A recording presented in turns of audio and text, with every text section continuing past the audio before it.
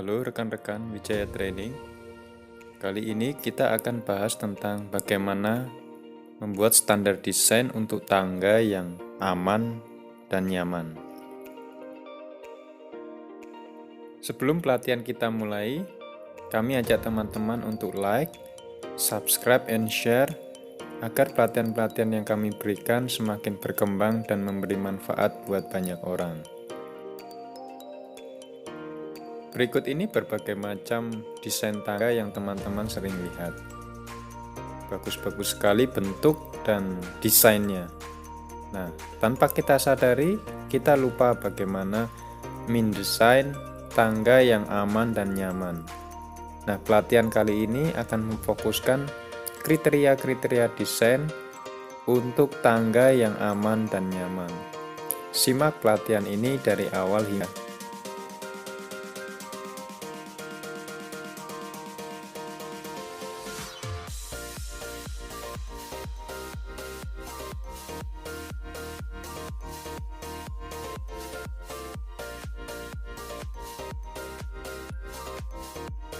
Secara umum, persyaratan tangga yang aman dan nyaman kami bagi menjadi beberapa persyaratan. Yang pertama, persyaratan panjang pijakan datar atau antret, persyaratan tinggi pijakan atau optret, persyaratan kemiringan tangga, persyaratan bordes, persyaratan material finishing anak tangga, persyaratan railing, dan yang terakhir adalah persyaratan pembesian struktur pada tangga. Pertama akan kita bahas tentang persyaratan panjang pijakan datar atau yang sering disebut dengan antret. Panjang pijakan datar atau antret berkisar 20 cm sampai 30 cm supaya sesuai dengan langkah kaki. Antret bisa Anda lihat adalah lebar pijakan datarnya. Persyaratan yang kedua terkait dengan persyaratan tinggi pijakan atau sering disebut dengan optret. Tinggi pijakan optret berkisar antara 15-20 cm supaya saat menaiki anak tangga tidak terlalu capek, terutama bagi anak-anak dan orang tua. Gambar optret rekan-rekan bisa lihat sesuai dengan penjelasan berikut ini.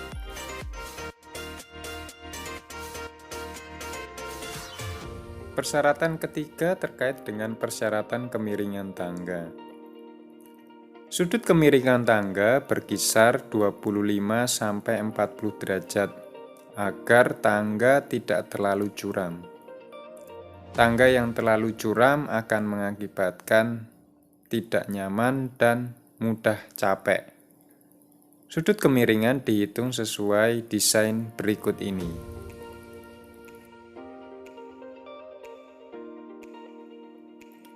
Persyaratan keempat adalah terkait dengan bordes. Salah satu syarat tangga nyaman adalah menghadirkan bordes atau area istirahat tangga. Hadirkan bordes di tiap 10-12 anak tangga, kurang lebih di ketinggian 1,5 meter hingga 2 meter. Teman-teman bisa lihat seperti penjelasan berikut ini.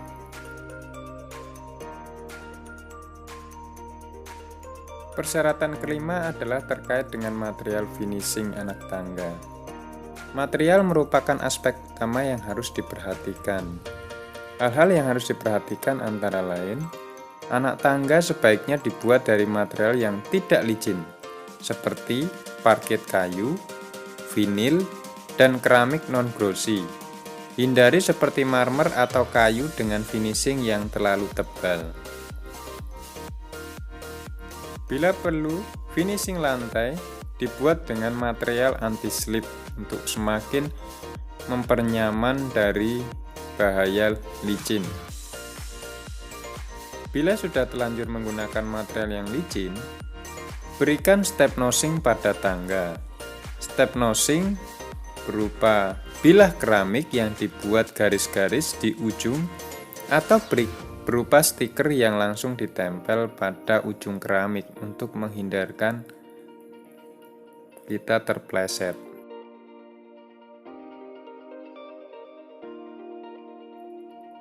Persyaratan keenam adalah terkait railing tangga. Dalam merancang tangga yang menghadirkan railing atau pegangan tangga dan blaster atau pagar tangga adalah sebuah keharusan yang harus dipenuhi untuk keamanan. Dari sisi desain, sebaiknya diperhatikan material dan tekstur yang ingin digunakan. Material railing permukaannya harus halus dan tidak tajam karena sebagai pegangan tangan. Tinggi ideal untuk sebuah railing tangga adalah 90 hingga 100 cm dari pusat antret. Tinggi ini disesuaikan dengan tinggi tangan orang dewasa, sehingga lebih nyaman ketika menyentuh railing. Dengan ketinggian ini, anak-anak pun juga akan sulit menaiki railing yang menyebabkan potensi mereka terjatuh. Sebagai tambahan keamanan buat anak-anak, maka bisa dibuat baluster dengan jarak antar baluster adalah 8-12 cm. Jangan lupa menambahkan pagar pengaman di penghujung tangga agar anak-anak tidak bisa mengakses tangga dengan mudah. Syarat terakhir adalah terkait syaratan pembesian struktur pada tangga. Beberapa hal yang harus diperhatikan antara lain, konstruksi tangga harus kuat dan stabil, karena sebagai jalan penghubung antar lantai. Untuk bangunan rumah, biasanya beban yang akan dikenakan adalah 250 kg per meter persegi.